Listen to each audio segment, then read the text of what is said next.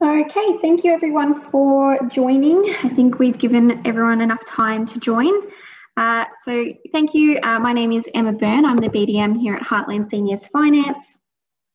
Welcome to our second webinar of the series. So this month we are focusing on power of attorney. So we'll go through the different types of powers of attorney.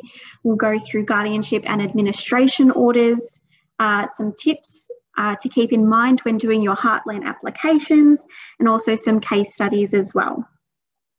So on the call, we have Ern Carzino as our subject matter expert. Ern completes our compliance calls and also runs the power of attorney training with our staff. So he'll be able to assist with any questions at the end. If you do have any questions as we go through, there is a Q&A section. Please just pop them in there and we'll go through them all together at the end. Okay, so what is a power of attorney?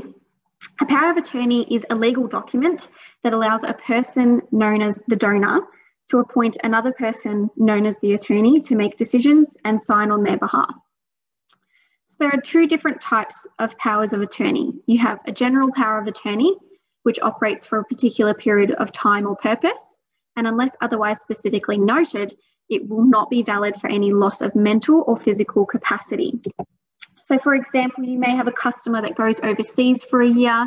They may choose to appoint a power of attorney to manage their bills while they're away. So for this example, you can see that there's a clear purpose and also a time frame. The second power of attorney document is an enduring power of attorney. So this type of power of attorney can commence either once the attorney has accepted or at a later date as specified in the document. It remains valid even once the customer no longer has mental or physical capacity, and it may commence once that loss of capacity has occurred. So for example, a customer with dementia may no longer be capable of making decisions on their own behalf, and so an enduring power of attorney is put in place to assist them. Both of these documents will have different conditions and limitations outlined on what the attorney can and cannot do. The document itself will need to be signed by the donor, the attorneys, and a witness. A witness can be a solicitor or a GP. So capacity refers to the customer's ability to make decisions and to sign on their own behalf. And this is extremely important when considering powers of attorney for Heartland reverse mortgage applications.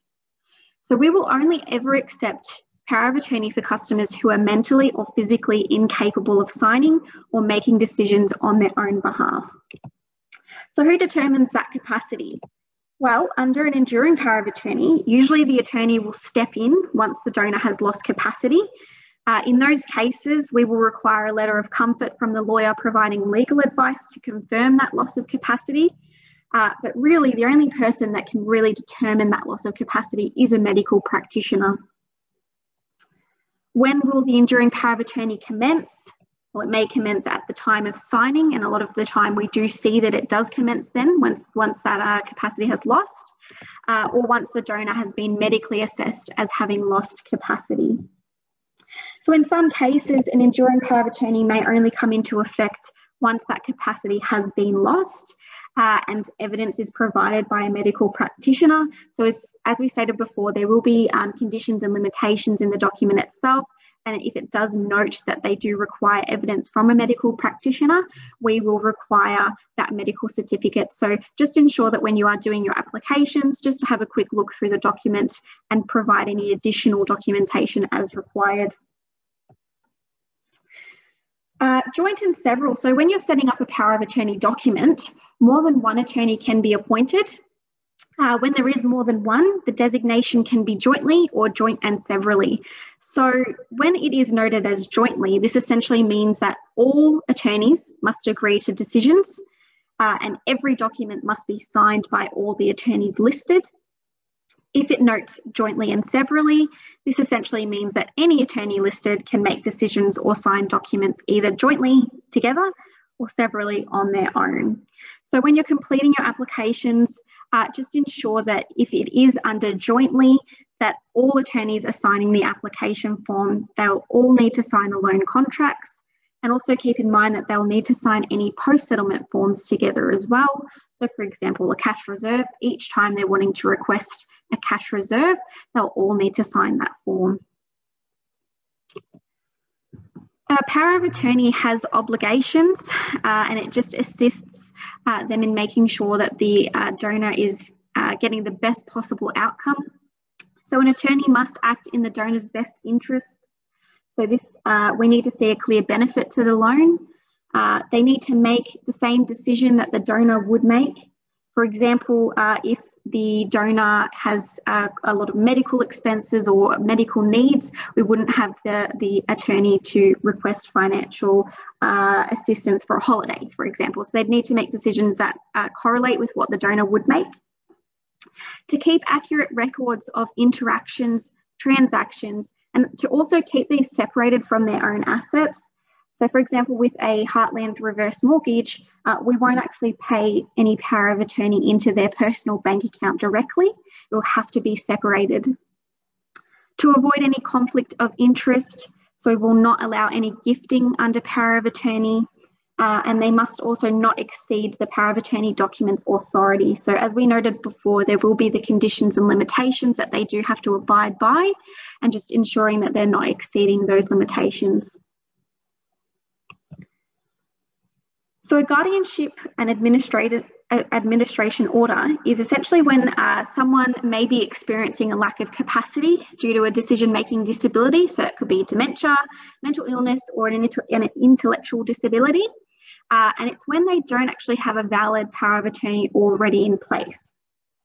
So in these cases, a court or tribunal may actually legally appoint a guardianship or administration order. A guardianship order involves making personal, medical and lifestyle decisions about a person's work, living arrangements or medical care and treatment. In some cases, there may be more than one in which they would be joint guardians. An administration order involves financial decision making, such as purchasing or selling property or assets, paying debts and investing money. So a guardian or administrator as well, they cannot be appointed in anticipation that a decision may need to be made in the future. So unlike a power of attorney document that can be set up for when they lose capacity, these will only ever be set up once that capacity has been lost. With these documents as well, of course, we will need to review and vet them with our legal team. They may also have some other conditions and limitations in the document itself. So for example, the guardianship order, some states may make financial decisions if the document permits, and in turn we would review that as that case came up. So much like the power of attorney obligations, guardian and administrator must also oblige by their obligations. So they must protect the represented person from abuse, exploitation and neglect. More often than not, a person that is requiring and enduring power of attorney is considered to be a vulnerable customer, and in turn we need to ensure that no elder abuse is occurring. To make decisions which are in the represented person's best interest. So when you're doing your applications, keep in mind that there should be a clear benefit to the customer. To take into account the represented person's best wishes, and to encourage the represented person to make their own decisions where possible. So with the guardianship and administration orders, they can be placed for different reasons. So there may be times where a donor can make decisions or at least be involved in the decision making, which is of course always preferable. Both power of attorney and guardianship / administration order obligations, they help form our credit decision and also make up part of our duty of care to the customer to ensure that they're getting the best possible outcome.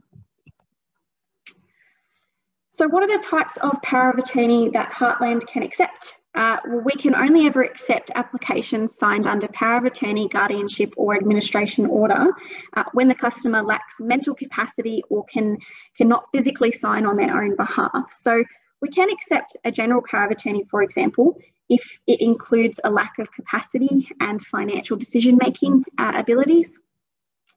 We could accept when the funds will benefit the nominated borrower. So again, keep in mind when you're writing your application and doing the loan purpose that it is all to benefit of the customer. Each party to the loan must be onboarded and vetted. So when you're sending the documents, send them for both the power of attorney and also the borrower. And that the proceeds of the loan can only be paid into the account of the nominated borrower, to their lawyer, or to a debtor on their behalf. And that correlates with the obligations that we spoke about before. So Heartland's power of attorney policy, so when we're accepting an enduring power of attorney, a letter of comfort must be completed by the lawyer providing legal advice. So this essentially needs to include a few different pieces of information, including that the funds are of benefit to the nominated borrower.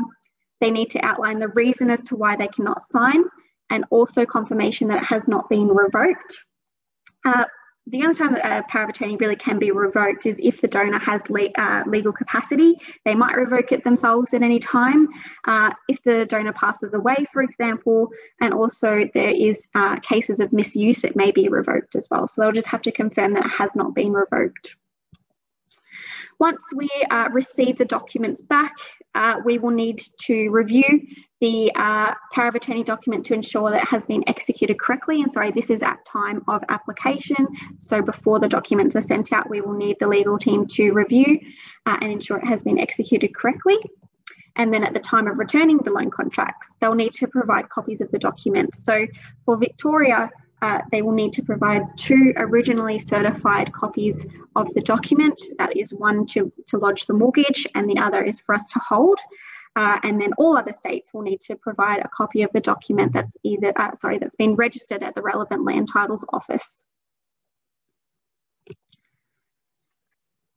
So with customers that are requiring signing under power of attorney for Heartland loan applications, we know that this can only be done when they have lost capacity. And when a person has lost capacity, they are considered to be more vulnerable than not. So we need to ensure that we're doing everything that we can to ensure that no elder financial abuse is occurring. So elder financial abuse is any financial harm that's suffered by an elder that's caused by someone who they trust and or depend on. It can take many forms, and it may consist of a number of actions over a period of time rather than an isolated incident. So if you draw your eyes to the pie graphs on the side there, I've got some statistics from the Australian Institute of Health and Welfare.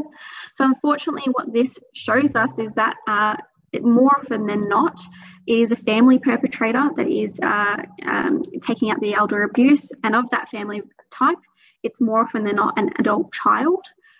When we're looking at power of attorney documents, it's more than likely that the attorney is going to be a child of the donor. So just making sure that if you do suspect any elder financial abuse, please refer it to the Heartland team. So you can either contact myself or the broker team. There are also some steps that you can take to report any misuse of a power of attorney. So for example, you may be able to lodge a caveat with the LTO to stop any further transfers. And you can also make a complaint to the state tribunal, so QCAT or VCAT, for example, where they can potentially suspend while they investigate the case. All right, we'll go through a quick poll question. So we've got a customer whose son has requested a loan to assist their mum in making some home improvements and to repay a credit card. So the son actually signed the application himself under a general power of attorney, and he requested all correspondence to be completed through himself as his mother was currently out of the country. I'll quickly share that poll and give you a few moments to answer.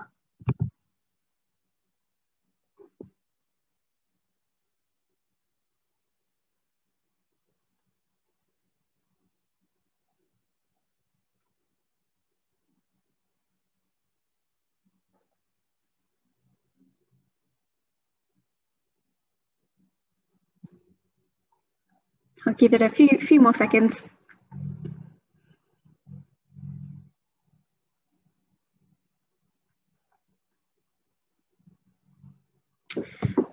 All right. So we've got a bit of a split decision. So we've got 68% no, this would not be suitable, 21% yes, this would be suitable, and 11% not sure.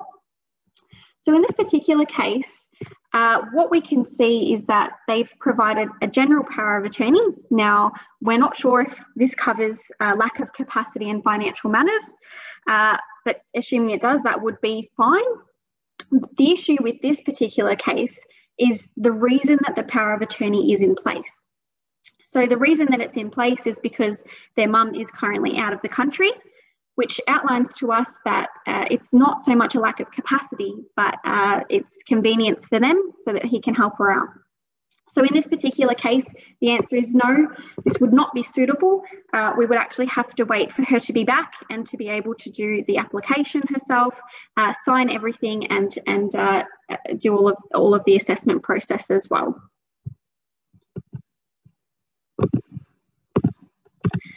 Okay, so post-settlement, sometimes existing clients may lose capacity, and in turn we do need to have a power of attorney added to the loan. So if you do have a customer or a family member advise that one of your customers is requiring a power of attorney to be added, please first and foremost feel free to give me a call or an email, and I'll be able to take you through the process. But essentially what will need to be done is we will need a customer agent form to be sent to the attorney. So this will essentially let us know their details, so their name, contact details they will need to sign. With that, they'll need to provide originally certified copies of their ID, as well as an originally certified copy of the document as well. So either the power of attorney document, the guardianship or administration order. From here, it will need to go through the normal process. So we will review it, we will vet it with the legal team, and finally add it to the loan. Something important to note about post-settlement as well is that sometimes we do have power of attorney that is currently on the loan and the donor may pass away. So if the donor passes away, the power of attorney document can no longer be used. It's not valid anymore. So sometimes we do have attorneys come to us a bit confused as to why they can't manage the account anymore. If you do have an attorney for an existing client of yours come to you, what we would need is a copy of the will to confirm the executor of the estate. Another important thing as well, if the donor has passed, we also can no longer release any additional funds. So the cash reserve, for example, they won't be able to request any additional funds from there. Okay, so before we finish up, I had two scenarios that I wanted to go through. So this particular case, we had a power of attorney apply on behalf of their mum. So the reason for the loan was for home improvements, travel, and to purchase a new car. When reviewing the supporting documents, the borrower's driver's license wasn't provided, which was a bit odd because one of the purposes was to purchase a new car. And the rates notice also showed some arrears which were not disclosed on the application. So some of the issues that we were able to identify was, of course, the loan purpose to purchase a new car without the driver's license being provided, and also the rates in arrears, which could potentially be a red flag for elder financial abuse. So what we were able to do in this particular case was we needed to obtain some more information. We wanted to see what the use of the car was for, as well as why the rates were in arrears. The power of attorney actually advised that he wasn't aware that the rates were in arrears. I think that the mum was trying to take care of this on her own, and it just seemed to get a little bit out of hand. They also advised that the car was to assist in getting her to medical appointments and that it was in her benefit. So what we did was we altered the loan structure to ensure that the rates were paid. We also added a special condition to ensure that the car would be in the borrower's name and that it was suitable to transport the customer. So in this particular case, although it did seem like this is something that was absolutely we weren't going to be able to do, with a bit more information, it's something that we were able to confirm that we were able to do, as long as we confirm that clear benefit. So I guess when you're doing your reverse mortgage applications and you're meeting with your clients, it's good to keep that clear benefit to the customer in mind, and also those power of attorney obligations. Also in your disclosure section where the notes are in the application form, pop in any relevant notes as well. So it might just help the assessor to clear up any questions. We'll do one more scenario and then finish off on a summary.